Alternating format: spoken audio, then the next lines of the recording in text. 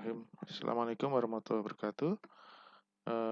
Di sini saya Muhammad Yusuf Suseno dari Telur Grocery Center dan kebetulan alhamdulillah founder grup Telegram.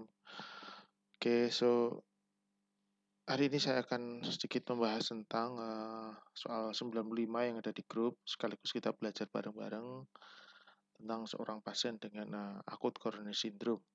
Seorang laki-laki, faktor resikonya adalah perokok, jadi dia ada sejak 16 jam sebelum masuk rumah sakit, hemodinamiknya baik. Ini adalah ECG beliau. Ya. Pertama, selalu kita bertanya, ada 7 langkah, irama sinus atau bukan, rate, aksis, PR interval, dan lain-lain. Kita lihat, ini untuk teman-teman yang masih basic, kita lihat iramanya sinus apa enggak, 1P diikuti oleh 1 GRS. Berarti sinus P-nya positif di lead 2, negatif di AVR. Ya, berarti sinus. Rate-nya berapa kira-kira? Kita hitung 1, 2, 3, 4. Nah, 4 lebih sedikit, mungkin sekitar 70-an kali per menit. Kalau menurut mesin dia 67 kali per menit. Ya. Aksis normal enggak? Di 1 positif, di AVF juga cenderung positif. Aksesnya normal. Langkah keempat, PR interval kan? PR interval. Kita lihat di sini PR intervalnya awal P sampai awal GRS kurang lebih 3 kotak. Berarti normal. Kemudian GRS lebar. Sebenarnya apa sih yang kita cari di GRS lebar ini? Kita mau mencari adanya RBBB atau LBBB. Ya. Ternyata di sini kita tidak tampakkan ada RBBB, nggak ada, LBBB juga tidak tampak. Kemudian pembesaran ruang jantung, kita lihat di sini nggak ada, RVH nggak ada, left atrial abnormality juga nggak ada, LVH juga tidak ada. Nah, kemudian baru masuk kita ke koroner. Nah, kita lihat di sini yang khas pada pasien ini adalah satu adanya, nah ini harusnya kalau pada V1, V2, V3, V4 R-nya makin tinggi. Tapi ini kita lihat R-nya tetap ini malah kayak gelombang Q ya, sudah QS, dan di sini jelas ada ST elevasi. Di sini juga ada slide elevasi. Di sini tidak begitu khas. Tapi sebelum memasukkan lihat pembesarannya benar enggak? Oh, pembesarannya benar kok. Pembesarannya 1 ya. Kemudian kita juga ada kayak gelombang Q kecil di lead 3, tetapi di lead AVF tidak terlalu signifikan. Jadi ini kita abaikan. Kita fokus ke V1 sampai V4. Pertanyaannya ini STEMI apa enggak gitu ya. Kita lihat. Nah, ini UGD jam 21.24, 26 Juli. Nah, kita ingat lagi guideline STEMI bahwa kalau usianya ya di bawah 40 tahun, maka di V2, V3 itu kalau bisa di atas 2,5 mm. Maka disebut sebagai anterior infarct. Tapi kalau lebih dari 40, kebetulan pasien 40 tahun, laki-laki ya 2 mm. 40 tahun 2 mm, lebih dari sama dengan 20 meter. Dihitung dari mana? Nah, guidelines bilang lihat ini di J point. Untuk ST elevasi itu di J point. Jadi di sini J point adalah titik antara ini QRS dengan segmen ST. Ini ke bawah kan Q. Ini ke atas R, ke bawah berarti S. Ini QRS. Pertemuan antara S dengan segmen S ke T, ya, namanya segmen ST. Titik ini adalah namanya J point. Nah, J point inilah yang dilihat tadi melihat ST elevasinya di mana. Dibandingkan dengan mana? Dengan ini. Ada yang bilang PR antara P ke GRS atau ke sini segmen ST akhir T sampai awal P. Nah, ini di sini. Nah, ya. Jadi kalau ini kira-kira ditarik garis ke sini 4 kotak. Kalau ST depresi gimana? Nah, ST depresi ada beberapa pendapat. Ada yang minta tetap di J point.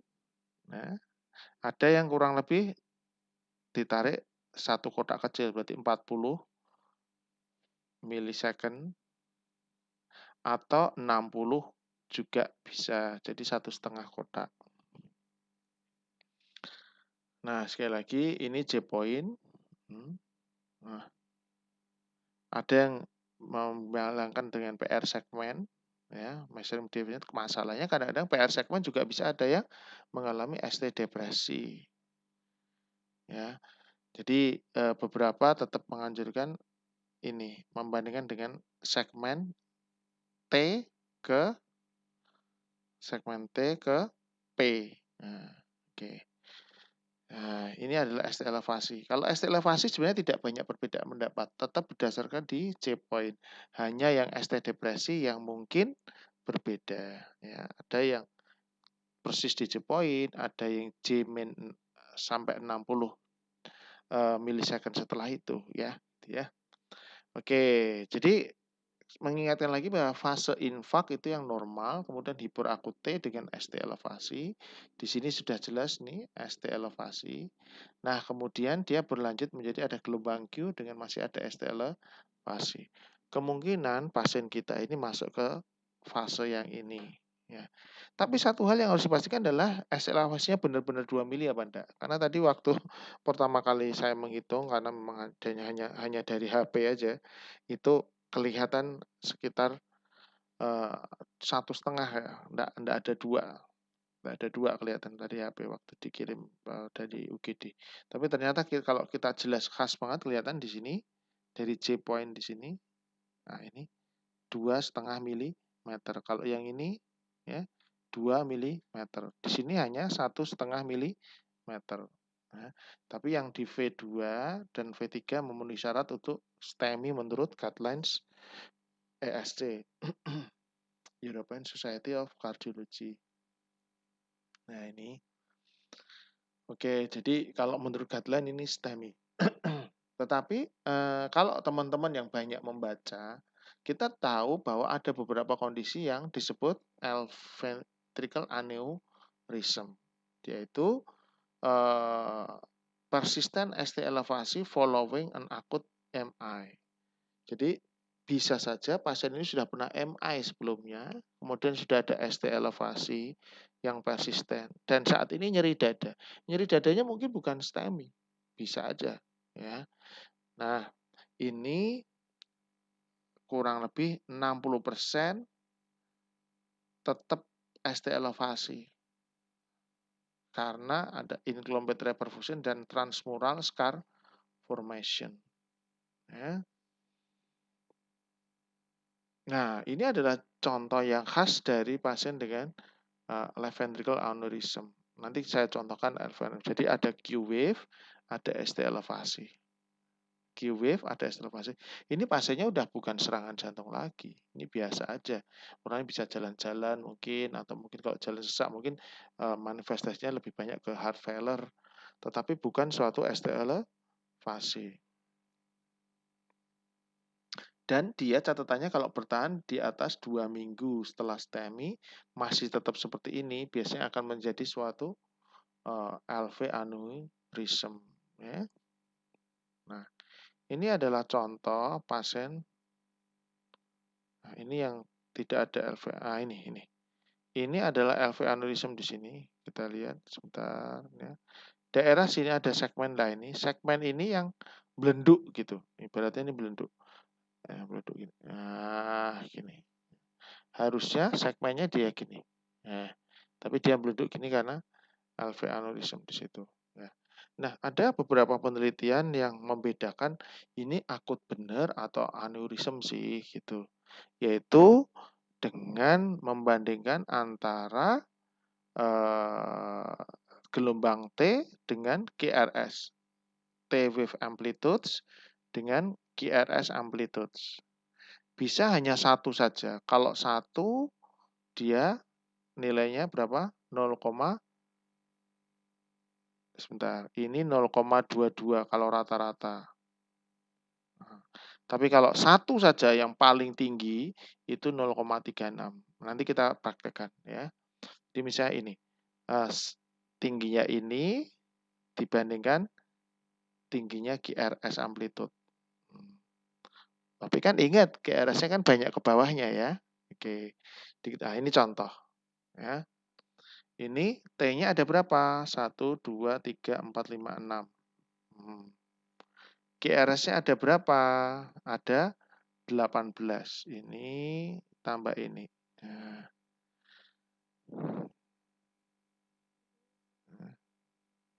Ini contoh cara penghitungan lagi. Ini dibagi ini.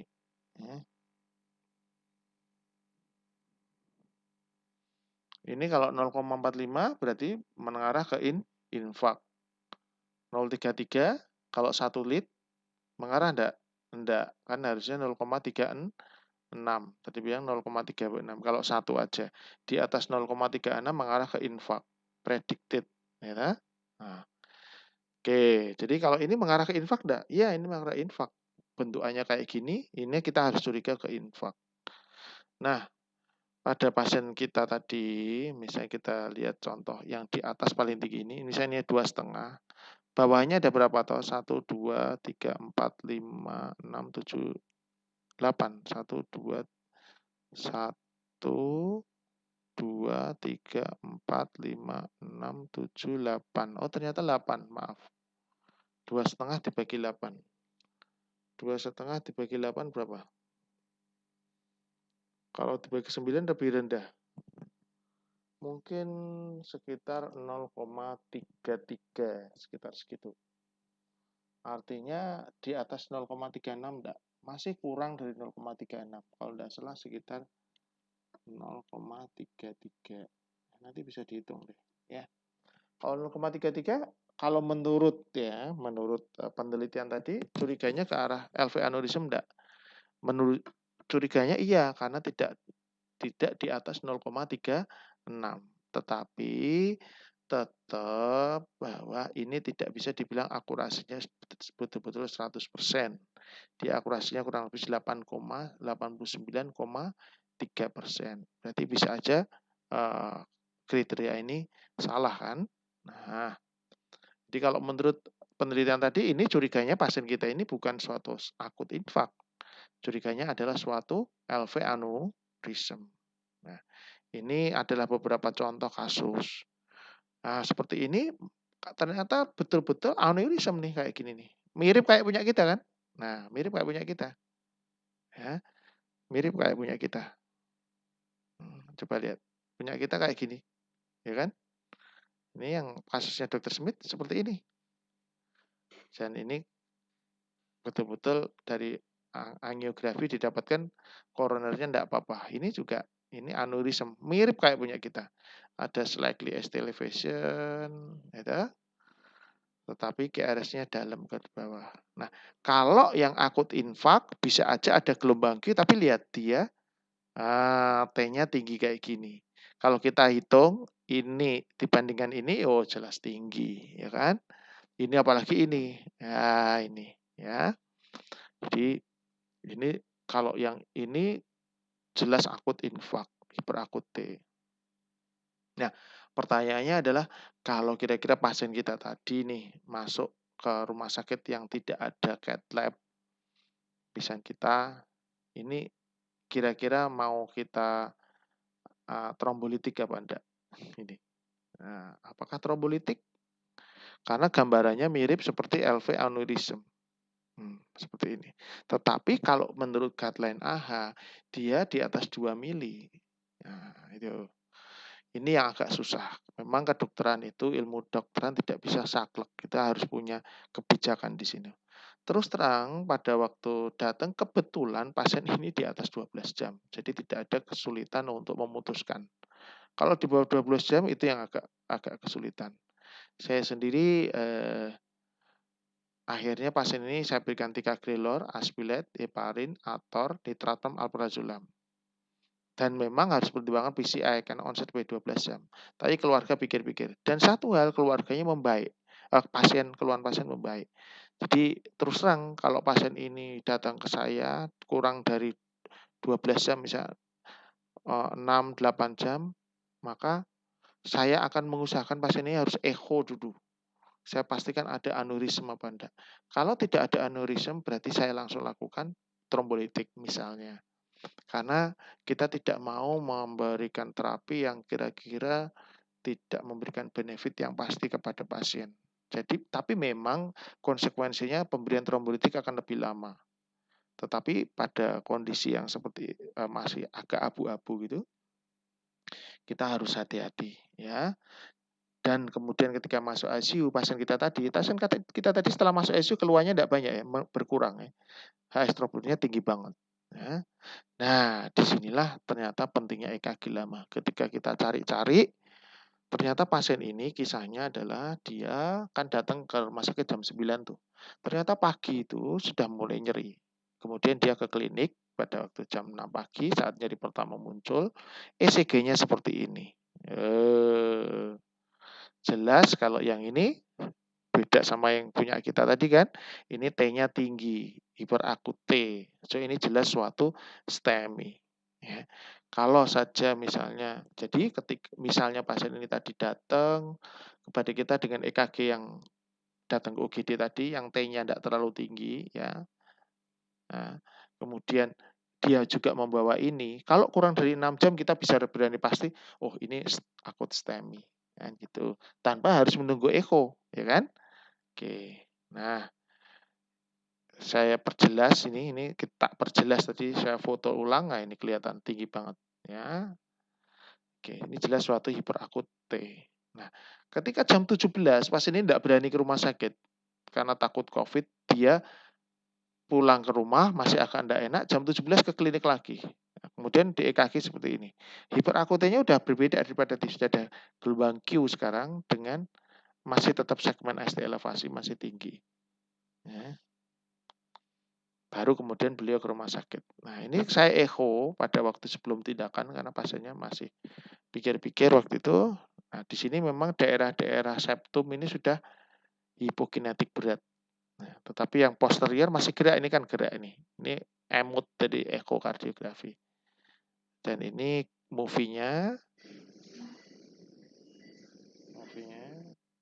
Di sini bergerak, di sini tidak bergerak. Dan di sini memang agak tipis di sini. Di anteroseptal agak tipis. Biasanya ketika pasien itu akut yang anterior banget, dia ininya masih agak tebal sedikit, tidak setipis ini. Kemudian ini dari segmen kita lihat di sini posterior, inferior masih bergerak, yang anterior dia kurang bergerak, terutama daerah sini. Tapi tidak ada aneurisme. Kalau aneurisme bentuknya kayak gini nih, lihat, benjol. Ini masih relatif tidak benjol, ya. Oke. Kemudian akhirnya pasien bersedia kita lakukan angiografi, kateterisasi, dan betul kita dapatkan ada trombus. Kita lihat. Nah, lihat sebentar. Maaf. Sebentar, yang balik tadi. Di left anterior descending, kita dapatkan. Oh, tidak bisa berhenti ya. Nah, ini. Bentar. Nah, ini left main ke bawah, dia berhenti di sini. Ternyata di sini ada suatu masih ada mungkin jalur sedikit gitu, dia subtotal occlusion. Ini masih ada alur ke bawah PLAD, tapi sangat kecil. Nah, di sini alirannya lambat. Daerah di sini ada subtotal occlusion di proksimal dari left anterior descending. Kemudian kita pasang stent, kita put stent, kita balon dulu, tapi ini langsung aja put stent, satu stent. Kemudian, nah ini hasilnya cukup baik. Hasilnya cukup baik. Cuma lihat di daerah bawah sini relatif gerakannya tetap kurang bagus ya. Tadi di daerah anterior tadi ya. Nah, ada satu khas yang harus saya sampaikan bahwa apa sih sebenarnya yang terjadi pada pasien ini? Kita lihat ini pada waktu ECG awal ya, ketika pasien-pasien nyeri-nyeri pertama. Pada waktu bahkan ketika pasien nyeri pertama sekalipun, lihat ini di V1 itu sudah tidak ada gelombang R, R-nya udah nggak ada. R-nya udah nggak ada. Ya. Di V2 R-nya kecil, di V3 R-nya kecil banget, baru di V4 ada R. Artinya di sini ada namanya poor air wave progression. R-nya itu harusnya makin tinggi, makin tinggi, makin tinggi. Tapi di V1, V2, V3 ini R-nya naiknya sedikit-sedikit. Dan lihat di V6 itu tidak ada gelombang Q. Apa sih gelombang Q ini artinya? Jadi R kecil di sini dan gelombang Q ini sebenarnya adalah aktivasi dari septum left ventricle. Nah, contoh kita lihat. Yang normal, ECG yang relatif normal itu adalah R tambah tinggi, oke? Dan lihat di V6 biasanya ada gelombang Q kecil di sini dan ini normal. Ini adalah aktivasi septum. Jadi septum itu beraktivasi yang pertama adalah dari sini ke sini langsung dia ke sana dulu. Dari kiri ke kanan. Artinya V6 di sini merasa ditinggalkan, terbentuk gelombang Q. Sementara di V1 dia merasa dituju, akhirnya terbentuk gelombang R kecil.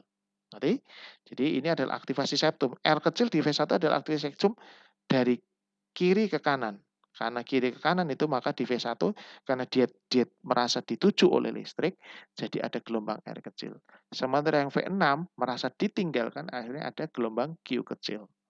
Nah, ini sekali lagi septum ke sana, right air kecil. Di sini biasanya ada di sini. Set ini. Walaupun bisa aja nggak ada, tetapi ini yang biasanya ada gelombang Q kecil, yaitu dari septal depolarization. Nah, inilah pada pasien yang normal ya, V1, V2, V3 makin tinggi. Di sini ada gelombang Q.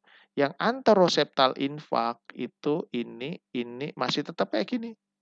Ini Q-nya nggak ada. Nah, ini lagi RV progression kurang dari 3 miliar di V3. Ini ada beberapa kriteria sih. Ya. Ternyata dari ini penelitian udah lama, kalau ada poor airway progression ini pada postmortem, jadi pada autopsi itu ternyata ada banyak didapatkan ternyata suatu infark. Nah, ini adalah contoh pada ini contoh pasien lain ya. Kalau ada STEMI anterior, kadang-kadang kesembuhannya jadi kayak gini. Poor air wave progression. Nah, itulah sebabnya poor air wave progression kalau kita ndak nemukan yang ini ndak kita lihat, kita ketemu ini tok, kemungkinan ini awalnya dari sini nih, ada ST elevasi dulu. Ya. Nah, lihat pada waktu pertama kali datang itu sekali lagi tak sampaikan R kecilnya udah nggak ada. Artinya apa? Dulu memang curiganya ada suatu old myocard infarct, kemungkinan di anteroseptal, kemudian pada saat ini terjadi suatu ST elevasi myocard infarct. Ini lihat poor airway progression gelombang nggak ada. Jadi pertamanya dulu sudah ada masalah dulu gitu. Nah, ini sama ya di sini jawabannya. Jadi bacaannya adalah sinus berapa tadi? 70 kali per menit, PRWP, suspek omi anteroseptal, STEMI anterior. Tetap poor airway progression kita tidak bisa bilang pasti omi anteroseptal. Tetap kita bilang suspek omi anteroseptal. Nah, kuncinya ada di sini. Ternyata di angio dari right coronary artery kita dapatkan